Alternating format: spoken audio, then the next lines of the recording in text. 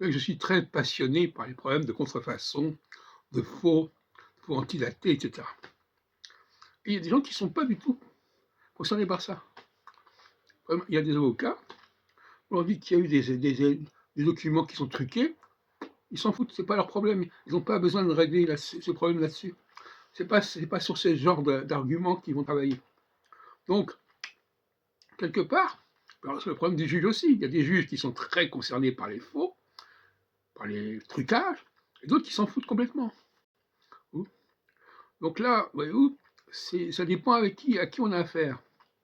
Mais d'une manière générale, je dirais, au risque d'énerver certaines personnes, que les femmes sont moins sensibles aux contrefaçons et aux faux, et aux falsifications que les hommes. Les hommes, c'est les odeurs, c'est la saleté qui les intéresse, qui veulent dénoncer.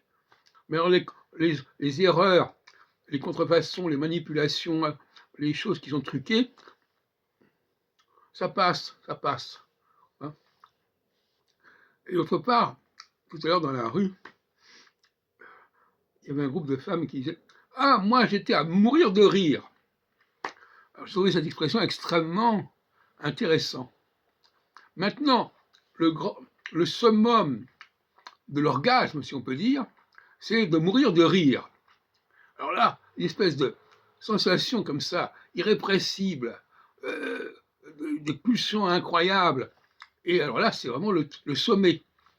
Donc, les femmes, ce sont des gens qui vont avoir rire pour elles, c'est un signe d'existence. C'est existentiel de rire. Et donc, quand elles rient, elles savent qu'elles sont dans le vrai. Parce que c'est ce qui est plus fort qu'elles. C'est ce que j'appelle en psychanalyse le surmoi. Alors, elles n'ont pas de surmoi. Et donc, finalement, leur moi fait la loi. Donc, il y a plusieurs théories du surmoi. Pour moi, le surmoi, c'est celui qui contredit le moi. Maintenant, le surmoi, c'est aussi, pour certaines personnes, celui qui est plus fort que le moi, qui est encore plus viscéral que le moi. Donc il y a plusieurs façons de parler. Mais là, ce qui m'a intéressé, c'est cette idée, c'était à mourir de rire. Je n'avais pas remarqué cette expression-là, pourtant je la connaissais. Le critère du mourir de rire, alors là, c'est vraiment,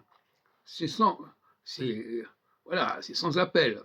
Si je suis en train de mourir de rire, c'est que vraiment il y a quelque chose en moi qui me parle et qui m'impose une sorte de certitude à ce sujet. La certitude que si je ris, c'est que je suis dans une sorte de certitude. Et ça, c'est très important pour elle.